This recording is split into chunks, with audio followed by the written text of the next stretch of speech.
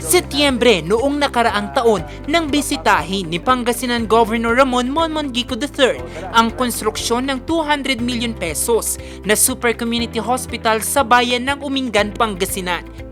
Sakaling matapos, magkakaroon ito ng 55-bed capacity, mga modernong kagamitang pangkalusugan gaya ng CT scan, X-ray at iba pang mga diagnostic devices.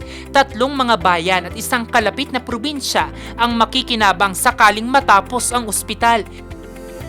9 na buwan matapos ang huling pagbisita ng gobernador, ang ospital na nooy mga pundasyon pa lang ang makikita, ito na ang sitwasyon ngayon.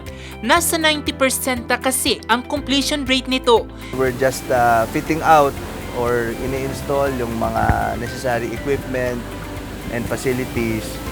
And then, syempre, yung next is certification. So, yun yung mga prosesong dadaanan natin. Hopefully, we can do it in the next month or 2. Laking ginhawa ito sa mga residente, lalo pat hindi na nila kinakailangan na lumayo para makapagpa-check up at makatanggap ng dekalidad na gamutan.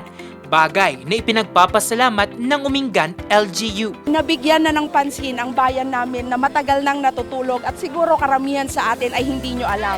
Hindi lang po dahil dito sa Tour de Pangasinan, pero kung saan tayo mag-uumpisa ngayon, kung saan ako nakatayo ngayon, ang isa sa pinakamaganda, pinakamodern at pinakamalaking community hospital sa buong probinsya ng Pangasinan ay itinayo dito sa bayan ng Umingan at malapit nang magbukas. Kaya sa buong bayan ng Umingan, ipinapaabot namin ang aming pasasalamat sa probinsya ng Pangasinan through the leadership of Governor Ramon Monmongico III dahil ikaw ang nagbukas ng pag-asa sa aming bayan. Patuloy ang pagsusumikap ng Administrasyong Gico sa pagtatayo ng modernong mga pasilidad sa Pangasinan, gaya ng mga ospital, upang matiyak na may mapuntahan ng mga Pangasinense sa panahong magkasakit at maagapan ang karamdaman sa pamamagitan ng dekalidad na serbisyong medikal para sa lahat.